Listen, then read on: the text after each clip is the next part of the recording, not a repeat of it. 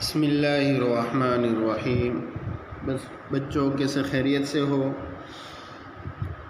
سنیچر کو جو آپ کو ریویژن دیا تھا وہ آپ نے اچھی طرح سے یاد کر لیا ہوگا۔ تو آئیے آج سے ہم نیا سبق شروع کرتے ہیں۔ پہلا سبق ہے قرآن کریم کا۔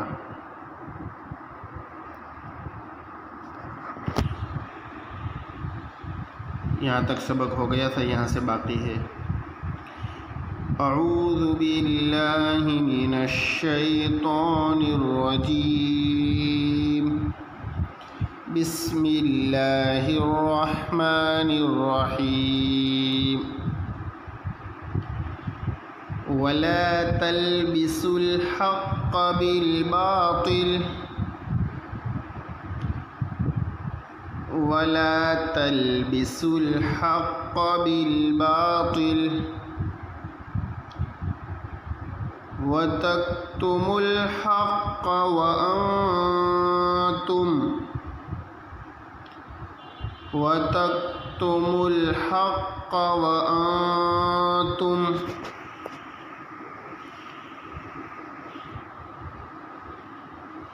وأنتم تعلمون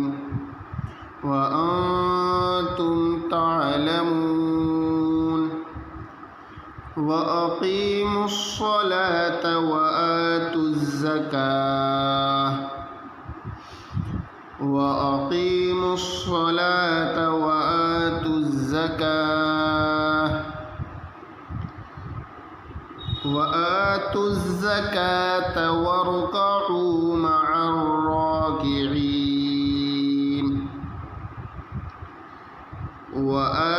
الزكاة واركعوا مع الراكعين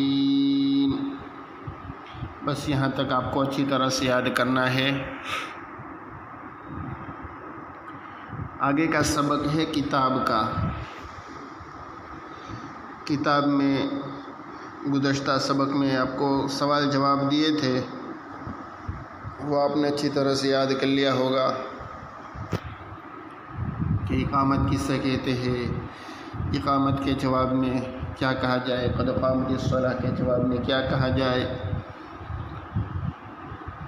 آج کا سبق ہے نماز با جماعت۔ نماز با جماعت یہ آپ کو دیکھ کر اچھی طرح سے سمجھ کر پڑھنا ہے۔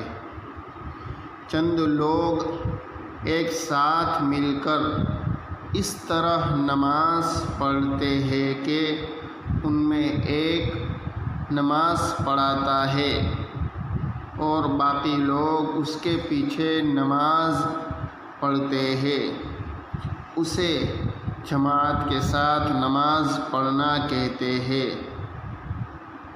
سمجھ میں آیا؟ جماعت کے ساتھ نماز پڑھنا کس کو کہتے ہیں؟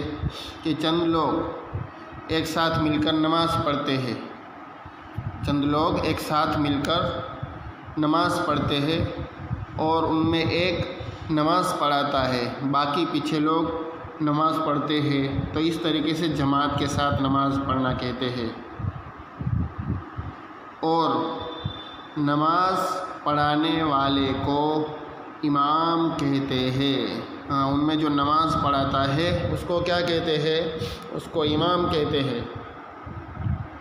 اور پیچھے نماز پڑھنے والے کو مقتدی کہتے ہیں، اور پیچھے نماز پڑھنے والے کو مقتدی کہتے ہیں۔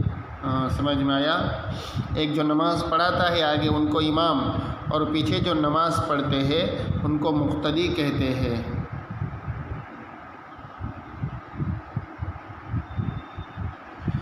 جماعت کے ساتھ نماز پڑھنا سنت مؤکدہ ہے۔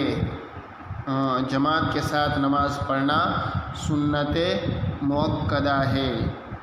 جماعت کے ساتھ نماز پڑھنا اکیلے نماز پڑھنے کے مقابلے میں 27 گنا زیادہ ثواب رکھتا ہے۔ ایک تو جماعت کے ساتھ نماز پڑھنا سنت مؤکدہ ہے، اور دوسرا کہ جو جماعت کے ساتھ نماز پڑھی جائے گی وہ اکیلے نماز پڑھنے کے مقابلے میں 27 گنا زیادہ ثواب ملے گا۔ اکیلے جو نماز پڑھیں گے اس میں 27 گنا زیادہ ثواب نہیں ملے گا، اور جو جماعت کے ساتھ نماز پڑھیں گے اس میں 27 گنا زیادہ ثواب ملے گا۔ بغیر عذر کے جماعت کے ساتھ نماز نہ پڑھنا اللہ اور اس کے رسول صلی اللہ علیہ وسلم کے نزدیک نہایت ہی ناپسندیدہ عمل ہے۔ کوئی عذر نہیں ہے، بغیر عذر کے جماعت چھوڑ رہا ہے تو اللہ اور اس کے رسول صلی اللہ علیہ وسلم کے نزدیک بہت ہی زیادہ ناپسندیدہ عمل ہے۔ آپ صلی اللہ علیہ وسلم نے ارشاد فرمایا کہ جو شخص اذان کی آواز سنے اور بلا عذر نماز کے لیے مسجد نہ جائے اس کی نماز قبول نہیں ہوتی۔ جو شخص اذان کی آواز سنے اور بغیر کسی عذر کے مسجد نہ جائے تو اس کی نماز قبول نہیں ہوتی۔ بس یہاں تک آپ کو دیکھ کر اور سمجھ کر پڑھنا ہے۔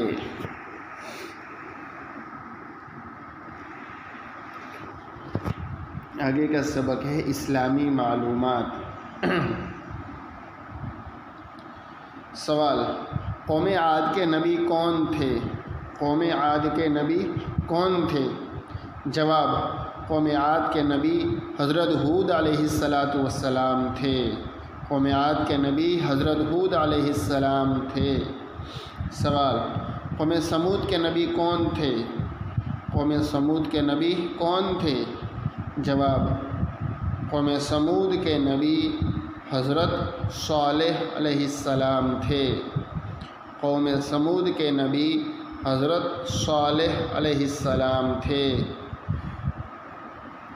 بس یہ 2 سوال جواب آپ کو یاد کرنا ہے۔ آگے کا سبق ہے اردو۔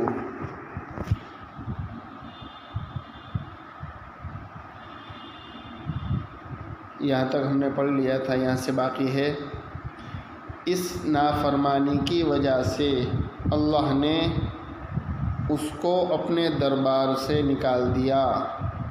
اس نافرمانی کی وجہ سے اللہ نے اس کو اپنے دربار سے نکال دیا، اور ابلیس مقربین کی جماعت سے نکل کر شیطانوں کے گروہ میں آ گیا اور ان کا سردار بن گیا۔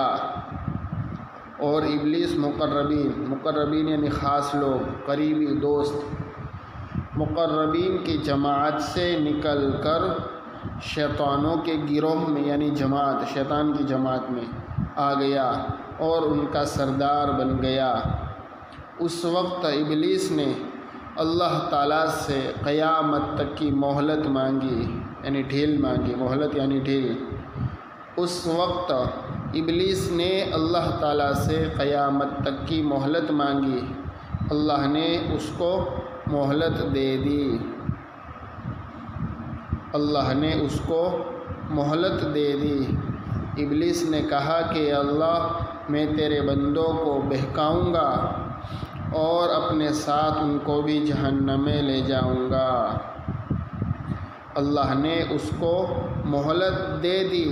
ابلیس نے کہا کہ اللہ، میں تیرے بندوں کو بہکاؤں گا اور اپنے ساتھ ان کو بھی جہنم میں لے جاؤں گا۔ اللہ تعالیٰ نے فرمایا مردود یعنی دھتکارا ہوا، یہاں سے نکل جا اور تیرا جو جی چاہے کر۔ مردود، یہاں سے نکل جا اور تیرا جو جی چاہے کر، مگر یاد رکھ میرے اچھے اور فرما بردار بندے تیرے بہکاوے میں ہرگز نہ آئیں گے۔ مگر یاد رکھ میرے اچھے اور فرما بردار بندے تیرے بہکاوے میں ہرگز نہ آئیں گے، اور جو بھی تیری بات مانے گا میں اس کو جہنم میں ڈال دوں گا، اور جو بھی تیری بات مانے گا میں اس کو جہنم میں ڈال دوں گا۔ بس یہاں تک یاد کرنا ہے بچوں، اچھی طرح سے یاد کیجئے۔